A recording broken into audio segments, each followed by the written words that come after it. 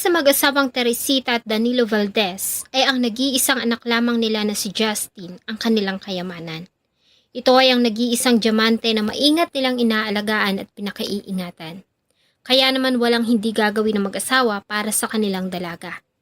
At para maibigay ang magandang buhay ay tiniis nila ang magtrabaho sa malayo at nang makaipon at may sapat ng kakayahan ay kinuha na nila si Justin at dinala sa Ireland para makasama nila at doon na ito magkolehiyo. Subalit sa pagpunta nito sa Ireland ay hindi na ito muling nakabalik ng buhay ng Pilipinas. Natagpuan ang wala ng buhay na katawan ni Justin sa masukal na bahagi ng Fox Castle. Ano ang nangyari kay Justin Valdez at sino ang walang pusong tao ang pumaslang sa dalagang Filipina? Bago ko po ipagpatuloy ang ating kwento, sa mga bago po sa channel ko at nais sa mga ganitong klase ng kwento ng krimen na nangyayari sa loob at labas ng ating bansa ay maaari pong pakipindot ang ating subscribe button at notification bell para ma-notify kayo pag may mga bago tayong upload na videos. Pasado alas 6 ng hapon noong May 19, 2018, araw ng Sabado ay nakatanggap ng tawag ang tanggapan ng pulis sa Ireland. Ayon sa caller, ay isang babayang dinukot at sapilitang isinakay ng isang lalaki sa isang itim na Nissan SUV sa RV60 south ng Enniskerry. Agad silang nagtungo sa lugar na sinabi ng caller at dito ay nakita nila ang ilang gamit na hinihinalang pagmamay-ari ng biktima. Isang basag na mobile phone at plastic bag na may lamang tinapay. Para malaman ang nangyari ay agad nilang in-interview ang mga witness. Ayon sa isang ginang na si Susan Forsyth, ay nagmamaneho siya sa kahabaan ng RV60 road nang mapansin niya ang isang itim na Nissan SUV na huminto sa gitna ng kalsada. Subalit kataka-taka na hindi buhay ang hazard light nito. Maya-maya pa ay nakita niya na bumaba ang isang lalaki at sapilitang isinakay ang isang dalaga sa likuran ng sasakyan. Nakita niya mula sa bintana ang pagsisigaw nito at pagwawala, kaya sigurado siya na may mali. Maya-maya pa ay mabilis nang pinatakbo ng lalaki ang Nissan, papalayo. Huminto naman siya sa gilid ng kalsada at agad na tumawag sa emergency hotline na 999. Isa pang testigo ang tumawag sa mga pulis makalipas ang 10 minuto. Ayon kay Garrett Thompson, ay galing siya sa Bray at nagmamaneho sa direksyon ng N11, isang major na daan sa kahabaan ng East Coast ng bayan ng Dublin at Wexford. Habang nagmamaneho ay napansin niya ang isang itim na Nissan SUV sa kanyang harapan at isang dalaga ang nakita niya sa kanyon sa likuran. Hindi niya naririnig ang sinasabi nito, subalit alam niya na humihingi ito ng tulong habang nakataas ang dalawang kamay na kumakaway sa kanya. Nang makarating ng bahay ay agad siyang tumawag sa pulis tungkol sa nakita. Dahil dito ay sigurado ang mga pulis na kailangan ng dalaga ng tulong. Kaya naman agad na nagsagawa ng hot pursuit operation gamit ang mga helicopter. Nagbabakasakali sila na makikita ang itim na Nissan SUV, subalit bigo sila. Kung sino ang babae ay isa pa ring palasipan sa mga pulis at investigador. Hanggang sa isa muling tawag ang kanilang natanggap ng pasado alas 11 ng gabi tungkol sa nawawalang dalaga na si Justin Valdez. Ang paglalarawan dito ay tumugma sa paglalarawan ng mga testigo sa dalagang nakitang isinakay sa Nissan SUV. At ang lugar kung saan ito dinukot ay siya ding lugar na dinaraanan ni Justin Valdez pauwi sa kanilang tirahan. Kaya naman malakas ang kutob ng mga pulis na magkaugnay ang dalawang kaso. Si Justin Valdez ay nag-iisang anak ng mag-asawang Teresita at Danilo Valdez. Siya ay pinanganak noong 1993 sa bayan ng Aritao, Nueva Vizcaya. Habang nag-aaral ay naiwan si Justin sa pangangalaga ng kanyang lola dahil sa parehong nagtatrabaho ang mga magulang sa Ireland.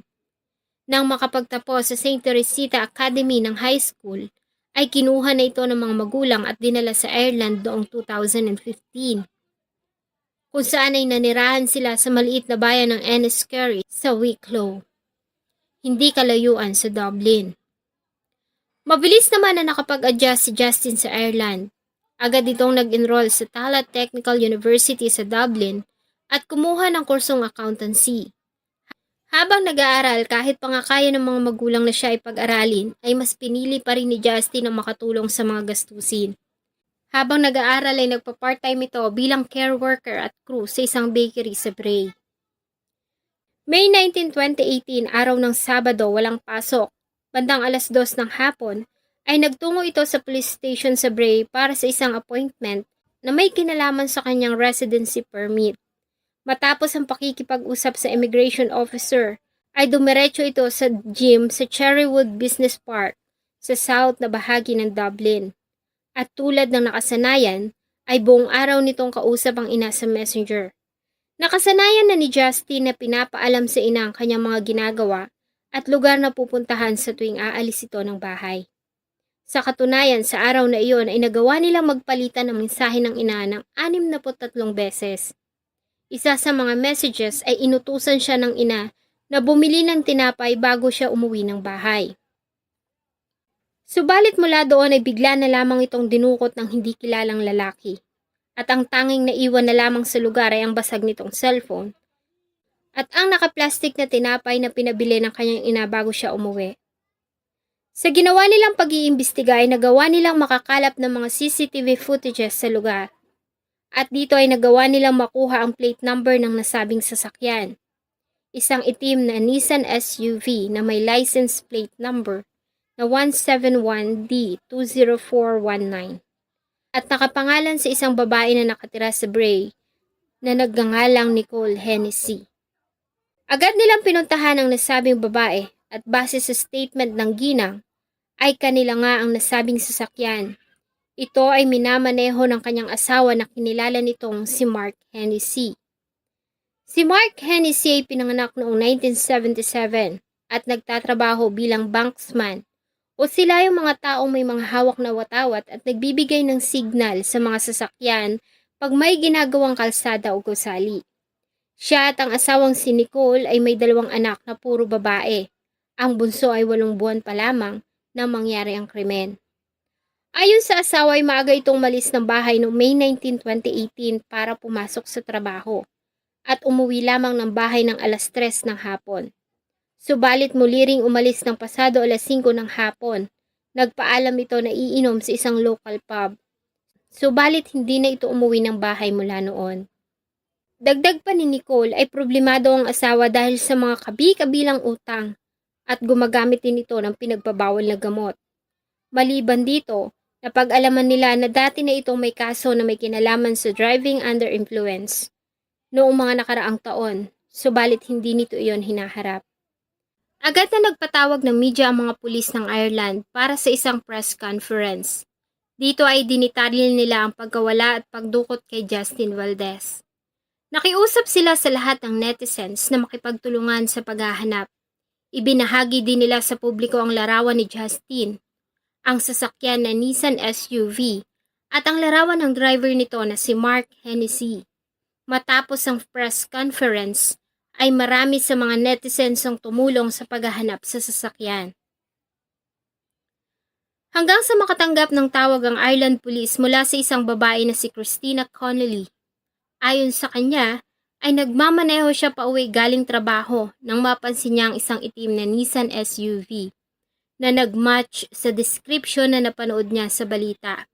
Sinundan niya ang sasakyan hanggang sa makita niyang huminto ito sa Cherrywood Business Park, isang industrial estate.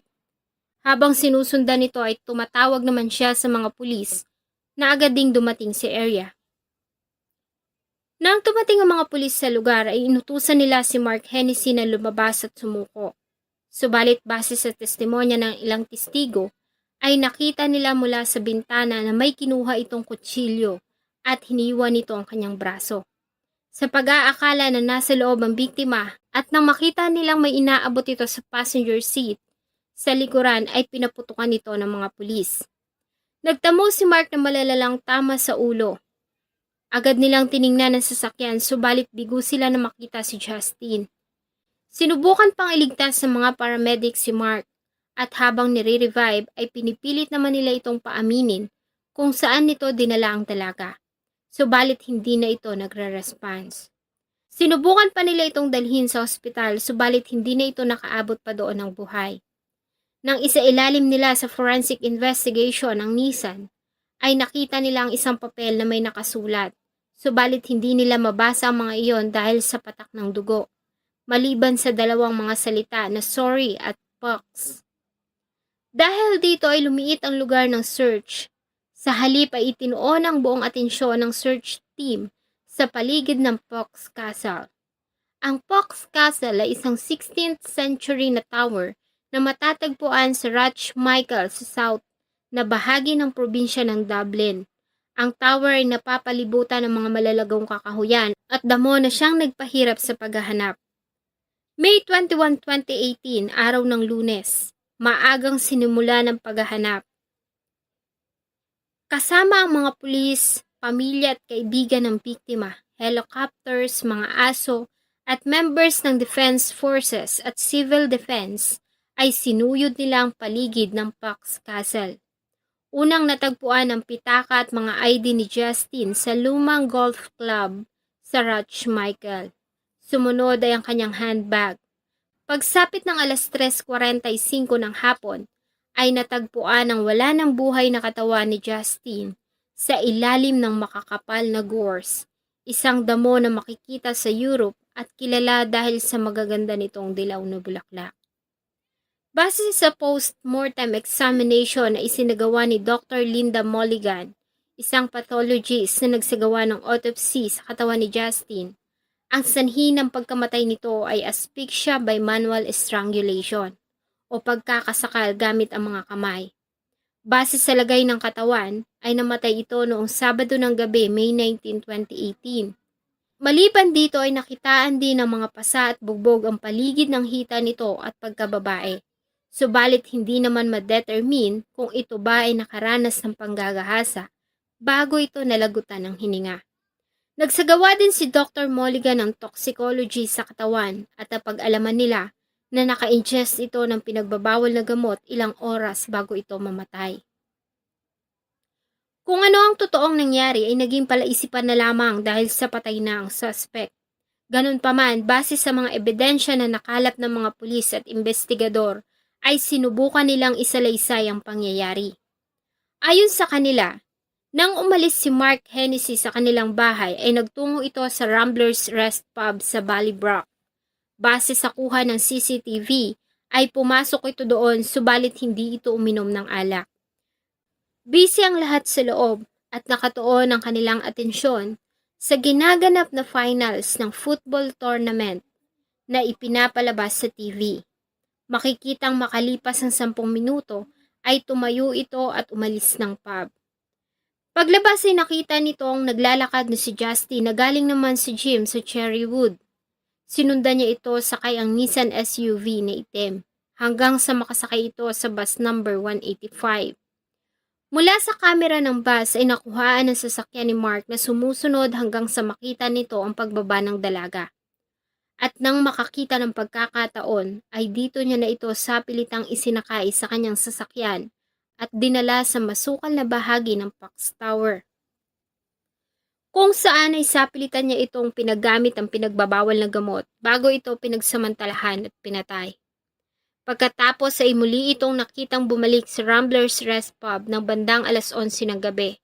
Nakipagkwentuhan lamang ito sa ilang mga customers doon, subalit hindi uminom ng alak bago ito umalis.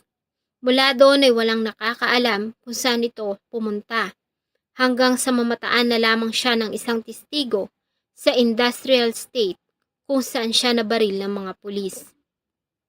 Ang katawan ni Justin ay iniuwi ng kanyang mga magulang sa Pilipinas, kung saan siya ay inilibing sa kanilang bayan sa Aritao, Nueva Vizcaya.